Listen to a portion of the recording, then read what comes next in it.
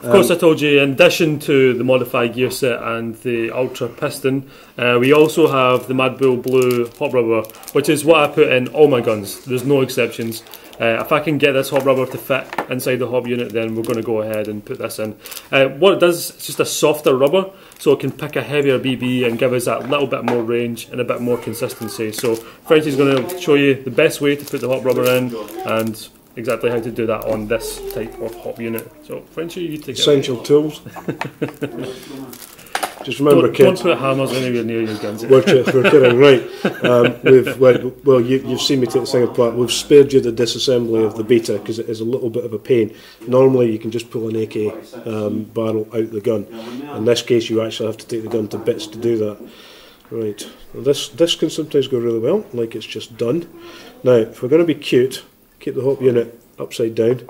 That way we don't lose the hop bucking, what some of you refer to as the nub. It's an expression I dislike, so I try not to use it. Remove your original. A comment that my colleague here, Duncan, made about the Madbull Blue is why we completely agree with what Josh just said about it. It is a little bit thicker than many hop rubber, so you may find that actually it can be a bit of a struggle to get into your chosen hop unit.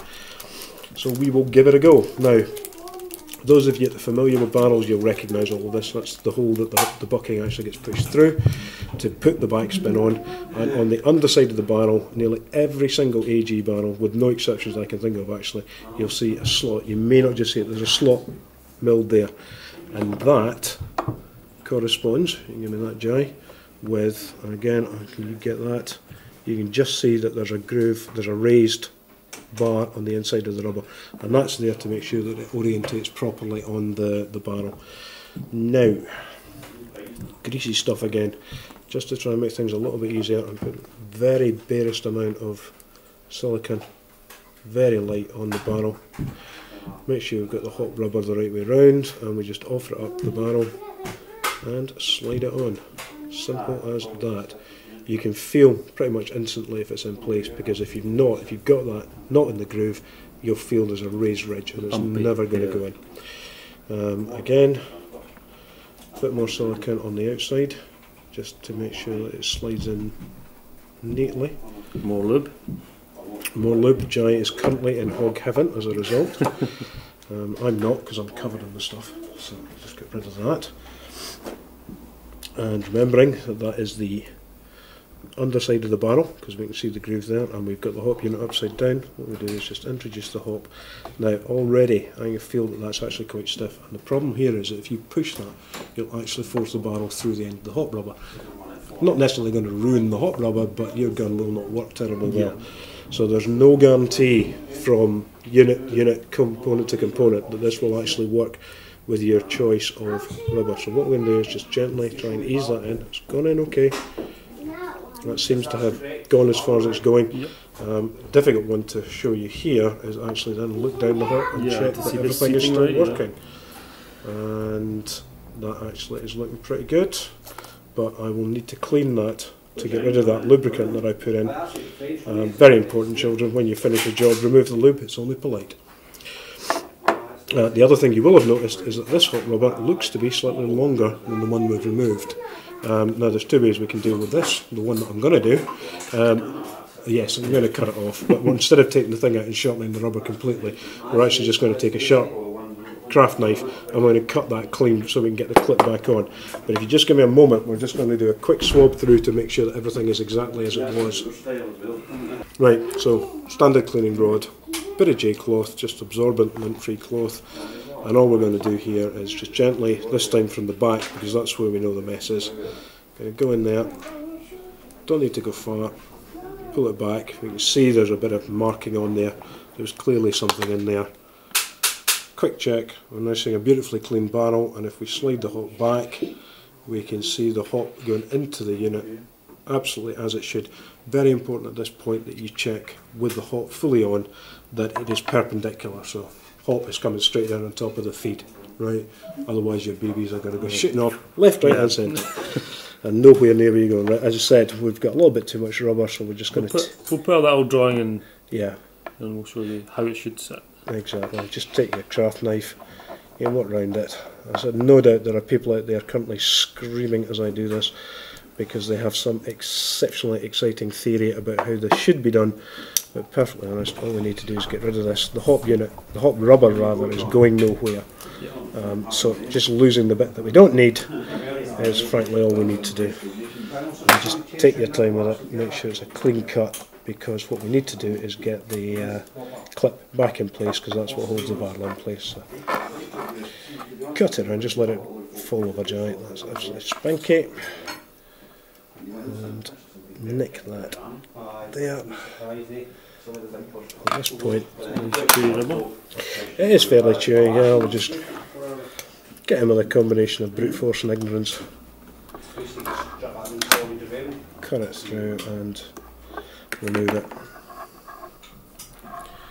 All exciting stuff. The lube will be making this difficult. Yes, yes it is, right. So we're down to that now, and the final thing is put the clip on, and that should, strangely enough, just clip firmly into position. AK hop units are great because they've got that little moulding on the end of it that makes sure it's actually sat exactly as it should. Now if you want to be absolutely 100% certain, take your hop unit, squeeze that clip and just very gently rotate the barrel, and that should make sure that it's going in. Now obviously we'll try this in the gun and make sure it's sat tight before we do the final reassembly. And that should be that. Yep, that's all running beautifully and looking good and solid. Cool. Alright, we'll get this back together again. And I love the way you lightly say that. Yep. Having seen what it took to actually take it to bits.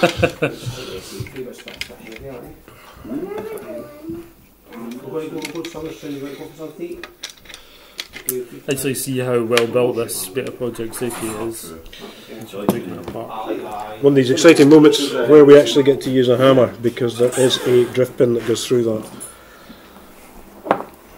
Splinged rod there that goes in, and just needs to be gently persuaded back in. Now if you don't actually want to mark the finish on the gun, use a proper set of drifts, and then you can just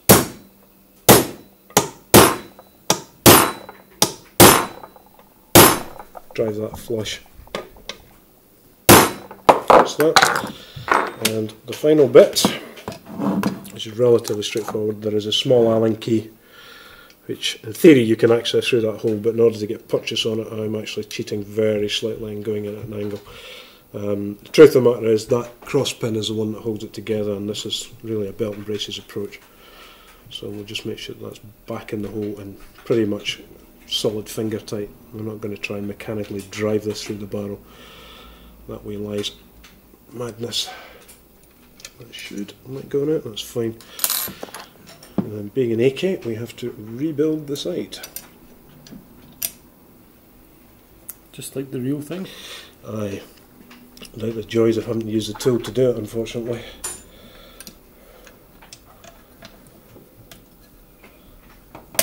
And there she is. That should now be working fine. And we can now proceed, if that will slide forward obligingly for me, which is just done, to rebuild this gun. So leave that loose for the time being, although this isn't a lesson on this particular gun. It will all go hideously wrong. Side of your gearbox, we've already tested this out of the gun, which is one of the nice things about this gearbox. In fact, if we could get a barrel on the end, it would be a really good pistol. Yeah. Yeah, so unlike the version 2 that you see in M4s, the motor is actually part of the gearbox is held in with 2 screws, so it's really easy just to screw the motor back on and then give it a test. With the version 2 you won't be able to do that, you actually have to put it back in the gun. Bane of our lives. Yeah, just to hold everything all together. Right. Pop that air nozzle in slightly. Now, unlike the disassembly, this time that has just dropped into place absolutely beautifully, which is what we like to see. We actually had to lever the receiver slightly to get it to go in. And let me find the correct end of that.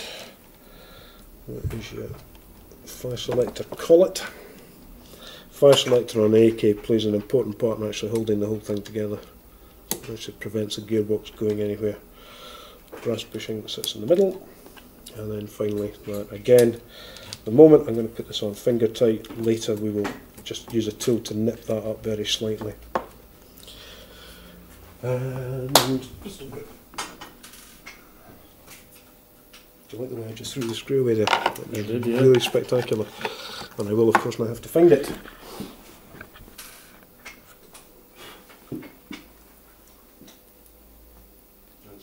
So if Frenchie finds that, see you've got the old top rubber, keep a hold of that, because if one of the other guns decides that it needs a new hot rubber, that could be handy. This one's a little bit harder than that, so it's ideal for putting back together a higher FPS gun or one of your snipers that's desperate for a new hot rubber. So we'll stick that back in there with the other one. Good thing with the Madbull package is you get 2 hot rubbers and the bucking as well. Okay, we found the pesky screw. I'm going to put it back together. Hopefully I'm not going to drop anything else. It's always a pain with like putting gearboxes and guns back together.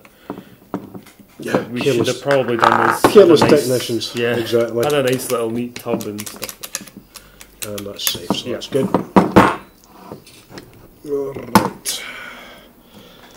And this comes back, and we have a couple of screws to put in there. Secure the hop unit. It's actually a really nice gun, this beta, so I'm looking forward to seeing what kind of difference the hot rubber makes on the accuracy and what kind of rate of fire, and obviously the speed gear set that we've got in there. I'd say it would be safe to run 11.1 volt LiPo on this, so that's what we're going to do for the test. I reckon it's going to be able to hold up pretty well, as long as you're not doing the old I'll just hold the trigger in fully automatic for half an hour and empty a whole kayak magazine. Yeah, exactly. Yeah. Oh, where the hell are you going? It's always a kind of touchy subject, is it LiPo ready? Pretty much every gun, I would say, is LiPo ready, depending on how, well... how abusive you wish to be. Yeah, exactly.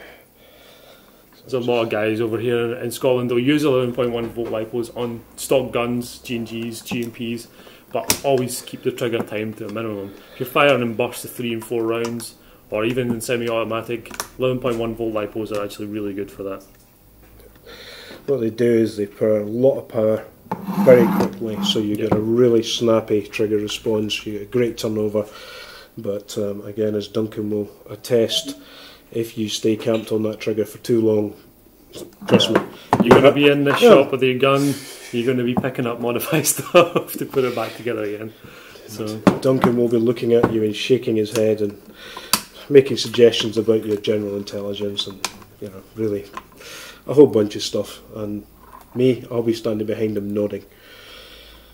It's like everything. You wouldn't put a Ferrari engine into a Mini Minor, or a Morris Minor even. Showing my age there. Morris Minor. The US guys won't even know what that is. Google it. Google it. Yeah. Google Morris Minor and wonder why the Brits ever drove around and stuff like that. Right, okay. We've put a high-speed gear set in for you. We've changed the hot rubber. Everything's back together. That's going to want to fly out. So what we'll do is we will stick a couple of batteries on this for you, just for the time being, because the results may not be exactly what you're expecting. Right, this is a reasonably well charged 7.4 volt LiPo Jai. Should be chucking out pretty much an 8.4 volt equivalent. So in full auto we are going to get respectable, but not actually massively different. That's an 11.1, and the simple truth is, now obviously we can run these, or you can indeed run them across your chrono and do a proper count on it. The simple fact is, if you want it fast, give it lots of volts. Yeah, give it that extra bit oomph with the battery. Last thing is your dust cover, and we are done. Yeah. There's obviously reliability issues in using 11.1s, and the Modify stuff is there. It's really high up in the terms of quality. So running Modify on 11.1 is, I would recommend it. Running stock internals, maybe not on this gun, but some of the cheaper JGs, something like that. If you run 11.1 on them, their gear sets are a little bit weaker, and of course the actual gearboxes, the casing, especially version 2, can suffer greatly from the piston actually hitting off the front of it. And you've probably seen quite a lot of cases where gearboxes have just cracked right across the front. Version 2 gearboxes, at some point in their life, they will break. Of course, Modify also do an upgraded version 2 gearbox casing, which is absolutely bomb-proof. Fantastic piece I know it's bomb-proof, it's certainly beautiful. Yeah. Ridiculously gorgeous piece of engineering. Right, so I presume you're now going to take this and go and play with it on the range. Yep, we're going to go do that, and we'll see you out there.